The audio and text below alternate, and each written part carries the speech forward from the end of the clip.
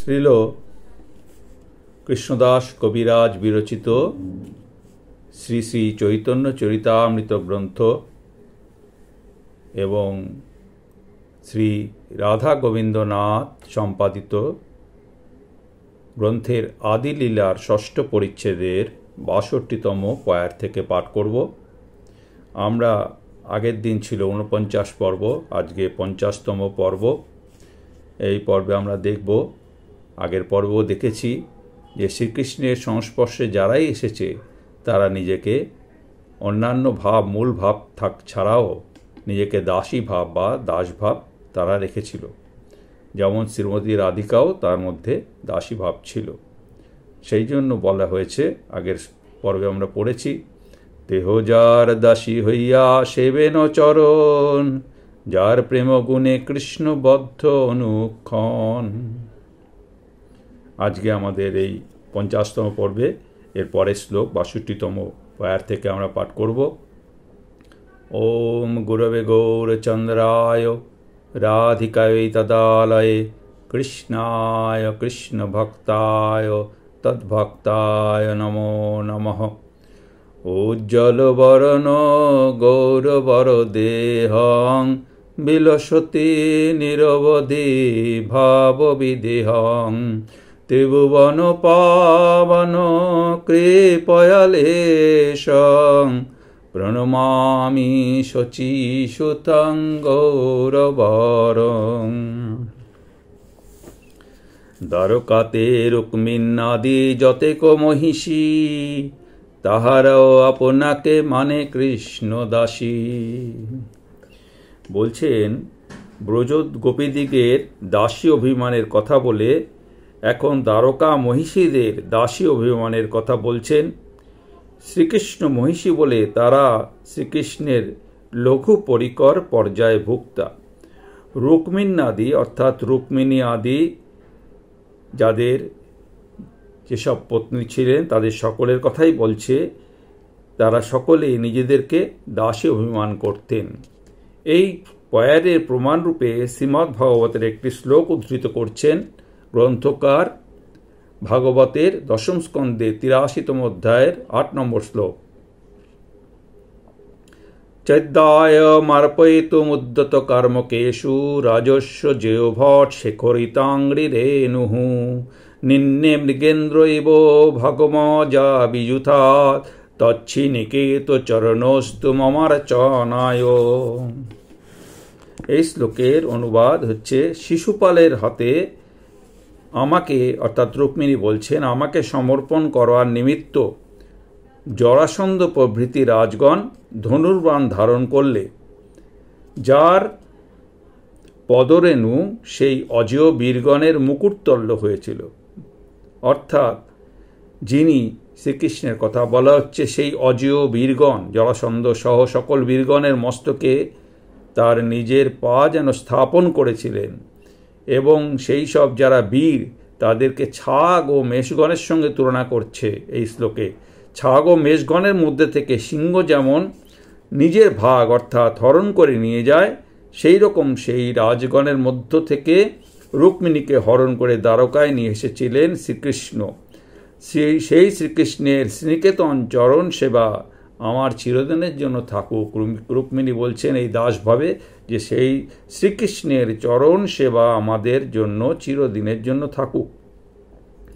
শ্রী রুক্মিণী দেবীর পিতা ও মাতা শিশুপালের নিকট তাকে বিবাহ দিতে ইচ্ছুক ছিলেন। তিনি কিন্তু নিজে গোপনে শ্রীকৃষ্ণের নিকটে পত্র লিখে তাকে পতিত্ব বরণ করেন এবং যথাসময়ে এসে তাকে উদ্ধার করার জন্য প্রার্থনা জানান। সেই অনুসারে শ্রীকৃষ্ণ এসে যখন শ্রী রুক্মিণী দেবীকে নিয়ে যাচ্ছিলেন, তখন জরাসন্ধাদি রাজগণ তার সঙ্গে যুদ্ধ করে রুক্মিণীকে কৃষ্ণর থেকে কেড়ে নিতে সংকল্প করেছিলেন। শ্রীকৃষ্ণ তাদের সকলকে পরাজিত করে রুক্মিণী দেবীকে নিয়ে দ্বারকায় প্রস্থান করলেন। এই শ্লোকে এই বিবরণের ইঙ্গিত করে শ্রী রুক্মিণী দেবী নিজের সৌভাগ্য ও দৈন্য জ্ঞাপন করছেন। এরপরে এই অধ্যায়ের ষষ্ঠ পরিচ্ছেদের ১২ নম্বর শ্লোকে, সেটি ভাগবতের দশম স্কন্ধের ৮৩তম অধ্যায়ের ১১তম শ্লোক। তপশ্চরিন্তমাজ্ঞায় সপাদস্পর্শনাশয়া শক্কপেত্তাগ্রহিত পানিং সহং তদ্গৃহমার্জনী। এই শ্লোকে বলা হচ্ছে যে শ্রীকৃষ্ণ আমাকে তার চরণ স্পর্শের আশায় তপস্যাচারিণী জানতে পেরে তার সখা অর্জুনের সঙ্গে আমার নিকট এসে আমার পানি গ্রহণ করেছিলেন। আমি সেই শ্রীকৃষ্ণের গৃহমার্জনকারিণী মাত্র, কিন্তু তাহার পত্নী হওয়ার যোগ্য নই। এইটি ভাগবতের শ্লোকটি। এটি করেছে কিন্তু শ্রীকৃষ্ণের অপর মহিষী শ্রী কালিন্দী দেবীর উক্তি। ইনি ছিলেন সূর্যতনয়া এবং যমুনার অধিষ্ঠাত্রী দেবী। শ্রীকৃষ্ণকে প্রতিরূপে পাওয়ার নিমিত্ত ইনি তপস্যা করেছিলেন। সূর্যদেব যমুনা জল মধ্যে তার এক পুরী নির্মাণ করে দিয়েছিলেন। তিনি কালিন্দী সেই পুরীতে থেকে তপস্যা করতেন।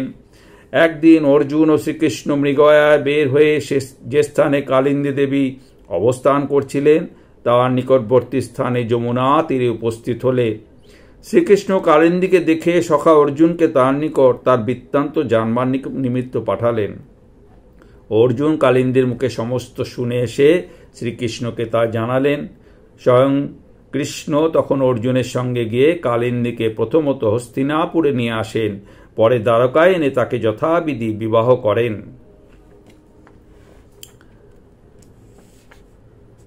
এই ষষ্ঠ পরিচ্ছেদের এরপরে যে শ্লোকটি 13 নম্বর শ্লোক, সেটি ভাগবতের দশম স্কন্ধের 83তম অধ্যায়ের 39তম শ্লোক। আত্মারামস্য তস্যেমা বয়ং বৈ গৃহদাসিকাঃ সর্বসঙ্গ নিবৃত্তাদ্দা তপসা চ বভূবিম। অর্থাৎ এই যে আমরা সকলে ধন পুত্রাদি সমস্ত বিষয়ে আসক্তি পরিত্যাগ দ্বারা এবং পতির দাসত্ব রূপ তপস্যা দ্বারা আত্মারাম সেই ভগবানের সাক্ষাৎ গৃহদাসী হয়েছে। এটি কার উক্তি? এটি হচ্ছে শ্রীকৃষ্ণের আরেকজন মহিষী শ্রী লক্ষ্মণা দেবীর উক্তি। তিনি দ্রৌপদীর নিকট শ্রীকৃষ্ণের সঙ্গে নিজের বিবাহের বিস্তৃত বিবরণ প্রকাশ করে যেন একটু লজ্জিত হয়েছিলেন। তখন তার বয়োজ্যেষ্ঠা রুক্মিণী আদি সন্তোষ উৎপাদনের নিমিত্ত কেবল ব্যক্তিগতভাবে নিজের কথা ছেড়ে দিয়ে এই শ্লোকে তারা যে 8 জন মহিষী শ্রীকৃষ্ণের দাসিত্ব করার সৌভাগ্য লাভ করেছেন সেটি প্রকাশ করলেন। কল্পক্ষয়ে সূর্যগ্রহণ উপলক্ষে দ্বারকা পরিকরদের সঙ্গে শ্রীকৃষ্ণ যখন কুরুক্ষেত্রে গিয়েছিলেন তখন সেই বৃন্দাবনবাসী ব্রজবাসীরাও সেখানে গিয়েছিলেন এবং যুধিষ্ঠিরেরাও তারা সকলে গিয়েছিলেন। দ্রৌপদী দেবীও ছিলেন। এক সময় দ্রৌপদী দেবী শ্রীকৃষ্ণ মহিষীদের সঙ্গে মিলিত হয়ে শ্রীকৃষ্ণ কিভাবে তাদের প্রত্যেককে বিবাহ করেছেন তাদের মুখে পৃথক পৃথকভাবে শুনবার ইচ্ছা প্রকাশ করলে কৃষ্ণ মহিষীগণ তা ব্যক্ত করেছিলেন। শ্রীকৃষ্ণ কৃপা করে তাদেরকে বিবাহ করে থাকলেও তাদের প্রত্যেকের চিত্তে কৃষ্ণ দাসী অভিমানী যে প্রাধান্য লাভ করেছে প্রত্যেকের উক্তিতে তা স্পষ্টভাবে ব্যক্ত হয়েছিল। এখানে শ্রীকৃষ্ণকে যে এই শ্লোকে বলা হয়েছে আত্মারামস্য, অর্থাৎ তিনি আত্মারাম। শ্রীকৃষ্ণ আত্মারাম আনন্দপূর্ণ বলে তিনি আপনি আপনাতে ক্রিয়াশীল, আপনি আপনাতে পরিতৃপ্ত। তার আনন্দ বা সুখের নিমিত্ত বাইরের কারো আনুকূল্যের প্রয়োজন হয় না। তথাপি যে তিনি আমাদেরকে অঙ্গীকার করেছেন এ কেবল আমাদের প্রতি তার করুণা মাত্র। লক্ষ্মণা দেবী এটা বলছে তার দৈন্য উক্তি মাত্র। শ্রীকৃষ্ণ মহিষগণ স্বরূপত শ্রীকৃষ্ণেরই স্বরূপ শক্তি বলে শ্রীকৃষ্ণের আত্মভূতা, শ্রীকৃষ্ণ থেকে অভিন্না। তাই তিনি পূর্ণ হয়েও তাদের সঙ্গে ক্রীড়া করেন। এতে তার আত্মার অমতার হানি হয় না।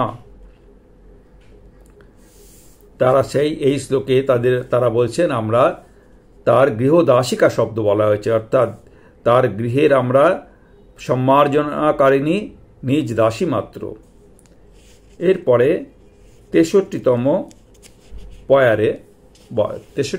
পয়ারে বলা হচ্ছে আনের কি কথা বলো দেব মহাশয়, যার ভাব শুদ্ধ সখ্য বাৎসল্যাদিময়, তেহ আপনাকে করেন দাস ভাবনা, কৃষ্ণদাস বিনু আছে কঞ্জনা। বলদেব সম্পর্কে 63-64 পয়ারে বলা হচ্ছে যে প্রথমে আমরা দেখলাম, আগের পর্বে দেখেছি 51 থেকে 61 পয়ারে ব্রজ পরিকরদের, 62 পয়ারে দ্বারকা পরিকর ভুক্ত মহিষীদের দাস্যভাব দেখে এখন তিনি যিনি ব্রজ পরিকরও বটেন, দ্বারকা পরিকরও বটেন, সেই শ্রী বলদেবের দাস্যভাবের কথা বলছেন। শ্রী রুক্মিণী আদি মহিষীগণ শ্রীকৃষ্ণের পত্নী বলে, পতিসেবাই পত্নীর একমাত্র কর্তব্য বলে তাদের চিত্তে শ্রীকৃষ্ণের দাসিত্বের অভিমান অস্বাভাবিক নয়। কিন্তু বলদেব, তিনি শ্রীকৃষ্ণের জ্যেষ্ঠ ভ্রাতা বলে তার অভিমান আছে, এবং যার শ্রীকৃষ্ণ প্রীতিতে ঐশ্বর্য জ্ঞানের কোনো সংমিশ্রণ নেই, শুদ্ধ বাৎসল্য ও শুদ্ধ সখ্যভাবেই যিনি শ্রীকৃষ্ণকে প্রীতি করেন, সেই বলদেবও যখন শ্রীকৃষ্ণের দাস বলে মনে করেন, তখন যাদের ভাব ঐশ্বর্য জ্ঞানময়, তারা যে নিজেদেরকে শ্রীকৃষ্ণের দাস বলে মনে করবেন, এতে আর আশ্চর্য কি? শুদ্ধ সখ্য অর্থাৎ ঐশ্বর্য জ্ঞানহীন সখ্য। এখানে যে বাৎসল্য বলা হয়েছে, শ্রীকৃষ্ণের প্রতি বলদেবের বাৎসল্য ভাব ঐশ্বর্য জ্ঞানহীন বাৎসল্যময়। ছোট ভাইয়ের প্রতি বড় ভাইয়ের যেরূপ বাৎসল্য থাকে, শ্রীকৃষ্ণের প্রতি বলদেবেরও সেইরূপ বাৎসল্য স্নেহ। আবার সময় সময় তিনি নিজেকে শ্রীকৃষ্ণের সখা বলেও মনে করতেন। বস্তুত সাধারণত তার ভাব বাৎসল্য মিশ্রিত শুদ্ধ সখ্য দাস ভাবনা শ্রীকৃষ্ণের দাসরূপে মনে করা। শ্রী বলদেবের দাস্যভাবের প্রমাণ শ্রী ভাগবতের একটি শ্লোকে, প্রায় মায়াস্তু মে ভর্তু, আমার প্রভু শ্রীকৃষ্ণেরই এই মায়া, এই বাক্যে ভর্তু শব্দে দৃষ্ট হয়। তিনি শ্রীকৃষ্ণকে স্বীয় ভর্তা বা প্রভু বলে নিজেই যে তিনি তার দাস, তাই তিনি সূচিত করেছেন। এ থেকে আমরা বুঝতে পারছি এমন কেউ নেই কৃষ্ণদাস ভাব বিনু, এমন কেউ নেই যার কৃষ্ণদাস অভিমান নেই। এই বাক্যের দিগদর্শন আমরা 65 থেকে 68 পয়ারে আবার দেওয়া হয়েছে। 65 থেকে 68 পয়ারে বলা হয়েছে, সহস্র বদনে যেহ শেষ শঙ্কর সন, 10 দেহ ধরি করেন কৃষ্ণেরও সেবন। অনন্ত ব্রহ্মাণ্ডে রুদ্র সদাশিবের অংশ, গুণাবতার তেহ সর্ব অবতংশ। তেহ যে করেন কৃষ্ণের দাস্য প্রত্যাশ, নিরন্তর কহে শিব মুই কৃষ্ণ দাস।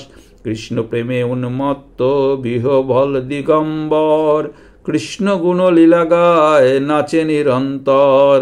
পিতামাতা গুরু সখা ভাব কেনে নয়, প্রেমের স্বভাবে দাস্য ভাবে সে করয়। এক কৃষ্ণ সর্বসেব্য জগত ঈশ্বর, আর যত সব তার সেবক অনুচার। সেই কৃষ্ণ অবতীর্ণ চৈতন্য ঈশ্বর, অতএব আর সব তাহার কিঙ্কর। এখানে 66তম পয়ারে বলা হলো গুণাবতার রুদ্রদেবের বা শিবের কৃষ্ণদাস অভিমানের কথা। রুদ্র একাদশ রুদ্র, শিবই একাদশ রুদ্র।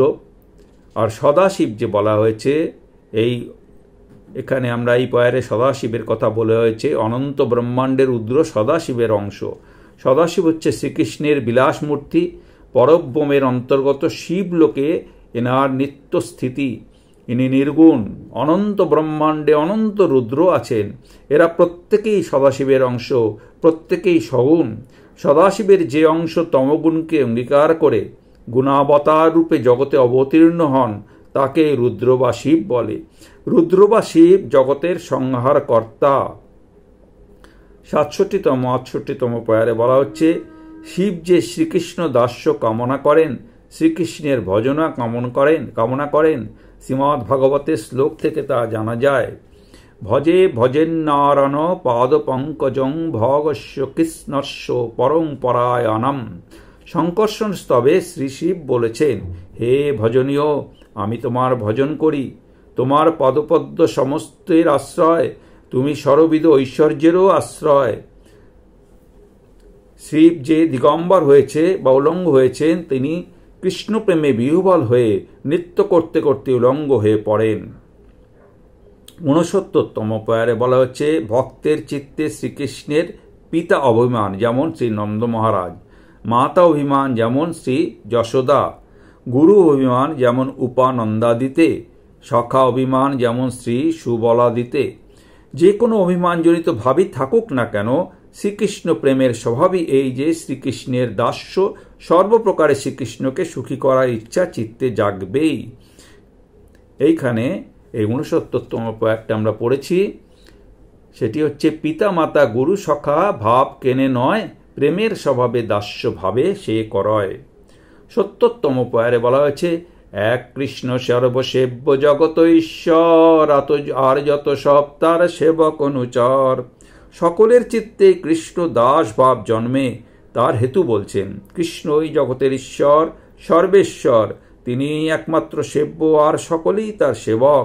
সেবক হলেও সেবার বৈচিত্র্যে নির্বাহার্থে কেউ পিতা, কেউ মাতা ইত্যাদি ভাব পোষণ করে শ্রীকৃষ্ণের সুখ সম্পাদন করে থাকেন। সকলে স্বরূপত শ্রীকৃষ্ণের সেবক বলেই যিনি যে অভিমানী মনে পোষণ করেন না কেন, সকলের চিত্তেই দাস্যভাব প্রবল। এবং 71তম পয়ারে বলা হয়েছে, সেই কৃষ্ণ অবতীর্ণ চৈতন্য ঈশ্বর, অতএব আর সব তাহার কিঙ্কর। সেই যে কৃষ্ণ সর্বেশ্বর, সকলের সেব্য, সেই কৃষ্ণই শ্রী চৈতন্য রূপে অবতীর্ণ হয়েছেন। কাজেই শ্রী চৈতন্য রূপেও তিনি সর্বেশ্বর, সর্বসেব্য, আর সকলেই তার সেবক বা দাস। আজকের মতো পাঠ আমার এখানেই সমাপ্ত হলো। ওম শ্রীকৃষ্ণ চৈতন্যায় অর্পণমস্তু। হরি ওম তৎসৎ।